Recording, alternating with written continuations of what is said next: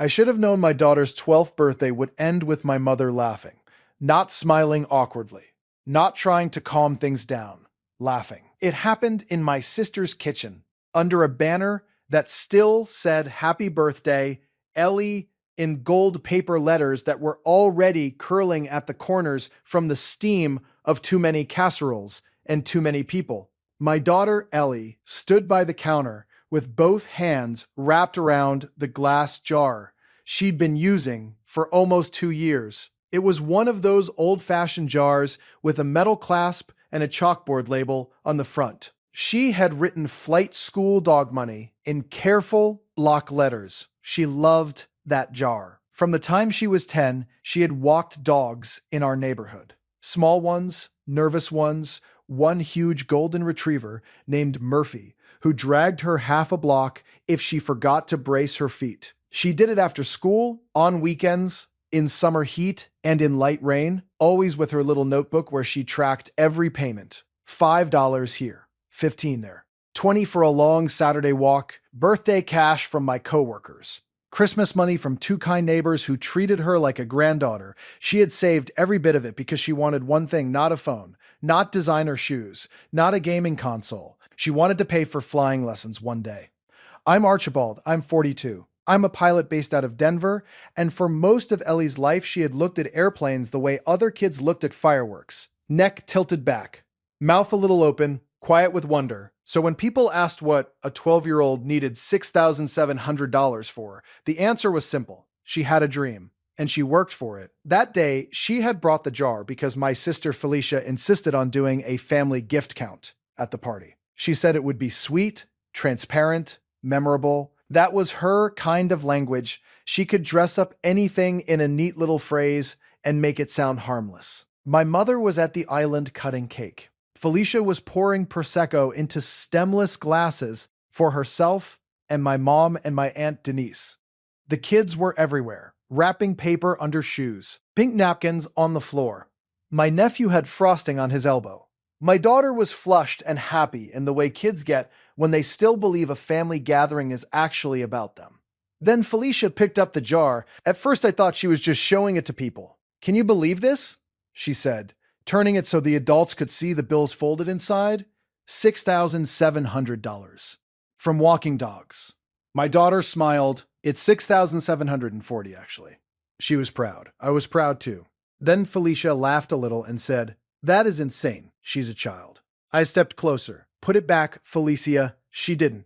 She uncapped the jar and tipped some of the money into her hand like she was checking casino chips. Ellie looked at me first, then at the money in her aunt's hand. "Please don't spill it." Felicia waved her off. "Relax." I remember every detail after that with a kind of ugly clarity. The pale gray marble countertop, the smell of vanilla frosting, my mother's bracelet clinking against her wine glass, my daughter's face going still. Felicia said, "Actually, this solves my problem." Everyone laughed lightly, like she was kidding. She wasn't. She took the stack of cash she'd emptied out, walked it over to her purse on the breakfast nook bench, and slid it inside. Ellie stared at her. "That's mine." Felicia turned back like this was all perfectly normal. "Sweetheart, you don't even know what money is. I'm borrowing it. We already booked the spa weekend in Scottsdale and the girls paid their shares except me. I'll replace it." My daughter blinked hard. "No, that's my money." And that was when my mother laughed. She actually wiped at her eye. "She's a kid." She said she doesn't know what money is. The room did that strange thing rooms do when something cruel happens in public. Everyone looked everywhere except the place they should have looked. At the child. At the theft. At the line that had just been crossed. My throat went tight. My hands were steady, but only because I made them be. Qley did not cry. That made it worse. She just stood there in her paper birthday crown, her shoulders getting smaller by the second. I said nothing. Not there. Not in front of the cake and candles and my mother with frosting on her fingers and my sister with my daughter's money inside her purse, like it belonged there. I walked over to Ellie, took the jar from the counter, set it back in her hands, and said, "Go get your sweater. Bug." She looked up at me.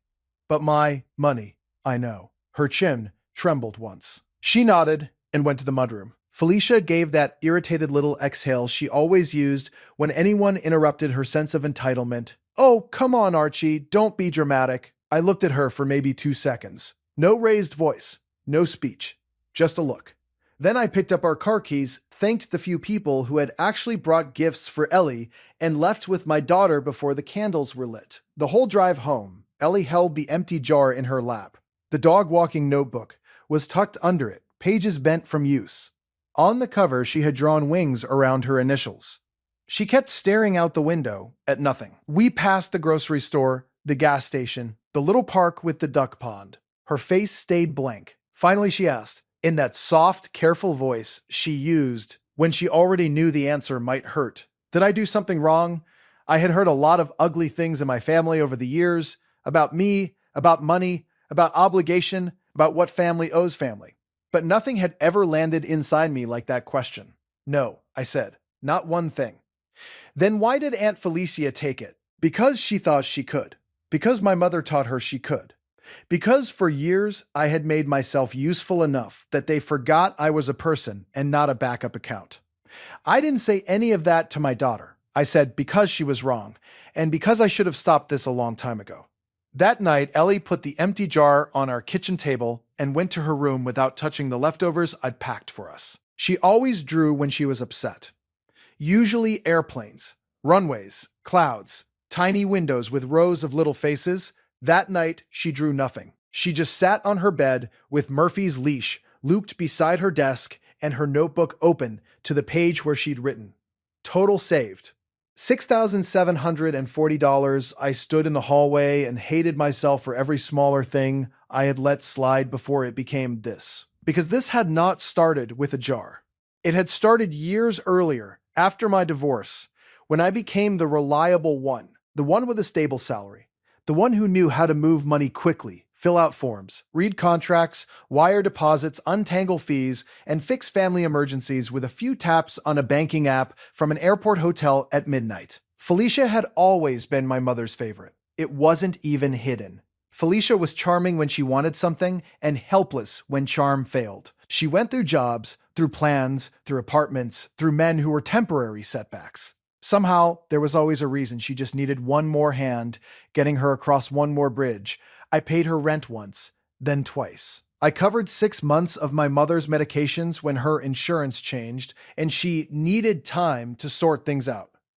I paid my mother's overdue property taxes one winter because she cried on the phone and said she was too old to deal with. Notices from the county. I loaned Felicia $8,000 for a business launch that turned out to be custom shelving, a logo designer, and a sofa for a boutique she shut down in 4 months. There was always a story. I was about to board a red-eye to Atlanta once when my mother called saying Felicia's car was going to be repossessed. I sent $3,200 from Gate B17. Last spring, Felicia found a condo she couldn't afford, then cried about how unfair the market was. I told her not to buy. My mother said I was being cold. 2 weeks later, I was the one who paid the earnest money she lost when the financing fell through. None of this was ever called what it was. Dependence, exploitation, entitlement. It was called helping. And I helped because I had spent half my life being praised for being calm and useful, because flying taught me how to manage emergencies, and my family turned their poor planning into a permanent emergency. Because every time I thought about pulling back, my mother would say something soft and poisonous like, "You're the only one we can rely on." Ellie saw more than I realized. She saw the grocery gift cards I mailed to Grandma. She saw me in my uniform at the kitchen table, laptop open, moving numbers around while the microwave clock blinked 11:48 p.m. She saw the birthday gifts we bought for cousins who never thanked her for the handmade cards she gave them. She saw the way my mother forgot her favorite color, her school name, her dog's name, but never forgot to ask me whether I could spot your sister just until closing. And the apartment. That was the biggest one. 3 months before Ellie's birthday, Felicia called me from a showroom with fake brick walls and industrial lighting, and told me she had finally found the perfect apartment. 2 bedrooms, corner unit, walking distance to everything. There was a balcony she called European because the railing was black. She was breathless with it. She had a realtor. She had mood boards. She had already mentally arranged furniture she didn't own. What she did not have was a down payment. I said no the first time. My mother called 30 minutes later and told me not to crush my sister's chance to finally be stable. Then Felicia cried. Then my mother got quiet in that wounded way that had worked on me since I was 7. Then I did what I often did when peace was more expensive than truth. I agreed. $44,000, not as a gift, technically. As a family loan, temporary, documented later. Paid back when she could kid. Even writing that now makes me feel stupid. I had not sent it yet because the realtor wanted confirmation the following Monday. I had the amount sitting in a separate account ready to wire. I had already told Felicia I would do it. So on the night of my daughter's birthday, after I tucked Ellie in and sat beside her while she pretended to sleep, I walked back to my kitchen, opened my laptop, and looked at that account. $44,000. The amount I had promised for my sister's new apartment. And next to it, on the table, sat my daughter's empty jar. That was the moment the years clicked into one clear shape. This was not about a spa weekend. It was about what my family thought belonged to them. My time, my salary, my steadiness, my silence, even my child's labor if it was sitting within reach on a birthday table. I did not call anyone. I did not write a dramatic text. I logged in, transferred the $44,000 back into Ellie's education and trust fund allocation account. Then moved an additional $6,740 from my checking into a new savings account in her name. I added one more line item from my bonus and rounded it up to $10,000. Then I saved the confirmation PDFs. Then I emailed the realtor. The email was simple. I will not be providing the promised wire transfer for Felicia Merrow's down payment. Please remove my information from the transaction immediately. Any prior verbal commitment from me is withdrawn effective now. I read it twice, sent it. Then I called my bank and removed my mother from the emergency access profile she still had from years ago, back when I traveled internationally more often, and thought that kind of thing was practical. I canceled the weekly auto transfer I'd been sending her for groceries. I shut down the shared household bill wallet I had foolishly kept open just in case. Confirmation screen after confirmation screen, no shouting, no warning, no speech, just closed doors. Monday morning, I flew to Phoenix. By the time I landed, my phone had lit up enough to warm my pocket. 9 missed calls from Felicia, 3 from my mother, 2 voicemails from numbers I didn't know, one of which I guessed was the realtor's office. A text from my mother, call your sister right now. Another, the realtor just called her to confirm the wire transfer and said, there isn't one. What did you do? And then Felicia, are you serious? I sat in the crew shuttle looking out at the dry flat morning and the hotel vans lined up by the curb and felt strangely calm. I texted one sentence. I won't fund a family that steals for my daughter. That was all. The rest came fast. Felicia called while I was checking into my hotel. I answered because I wanted the line clear. She started screaming before I said hello. How dare I humiliate her? The contract, the seller, the inspection fees, the embarrassment, the timing, the cruelty. She said the spa money was a misunderstanding. She said she would have replaced it. She said Ellie was spoiled. She said I had just destroyed her only chance at security over cash in a jar. I let her empty herself out. Then I said, you took money from a 12-year-old at her birthday party. Felicia snapped. Oh my God, Archie. She didn't even earn it like an adult. There it was, the core of it. Not just that Ellie was a child, that she was not real in the same moral category as they were. Her work was cute. Her dreams were decorative. Her savings were available. I said, you're off my accounts. The apartment money is gone. We're done discussing it. Then I hung up. My mother took a different approach. She left a long voicemail full of injury and theater. She said family shouldn't make each other homeless. She said I was punishing everyone over a joke. She said Ellie needed to learn generosity. Then, almost as an afterthought, she laughed a little and said, honestly, Archie, it's not like the girl was investing it. That voicemail ended something in me permanently. By Wednesday, my mother had switched to guilt. By Thursday, she switched to rage. By Friday, she was telling relatives I had been manipulated by pilot money arrogance, as if keeping my daughter's stolen savings and my own promised funds under my control was some kind of disease. My aunt Denise texted that I should think about the ripple effects. My cousin Aaron asked if there was a way I could at least cover half. Felicia sent me screenshots of apartments she would now lose because of me. Not one person asked how Ellie was. Not one person said Felicia should return the money today. That mattered. The first decent person to speak plainly was my neighbor Mrs. Calder, 70 if she was a day, who had paid Ellie $20 every Saturday for walking her terrier even when the dog barely made it to the mailbox. I was home between trips, standing in my driveway with Murphy's leash in one hand and my flight bag in the other, when Mrs. Calder crossed over holding a white envelope. "I heard from Denise," she said, "which means the whole town will hear by lunch." I almost apologized for the mess of it. She held up a hand. "Don't. I came for your girl." Inside the envelope was a bank receipt. The envelope was a bank receipt. Mrs. Envelope was a bank receipt. Calder had deposited $300 into Ellie's new savings account because, in her words, nobody gets to teach a working child that her money belongs to louder adults. I had to look away for a second. That evening, I told Ellie what I had done. Not all the ugly details, just the part that mattered. "I put your birthday money back," I said, "and more. It's in your account now. No one can touch it." She sat across from me at the kitchen table in an oversized t-shirt with Murphy asleep on her socked feet. "Is Aunt Felicia mad?" "Yes." "Is Grandma mad?" "Yes." She looked down at the grain of the wood table for a long moment. Then she asked, "Are you mad at me?" That question, again. I went around to her side and crouched beside her chair. "Ellie, listen to me. None of this is because of you. This happened because I let people act badly for too long.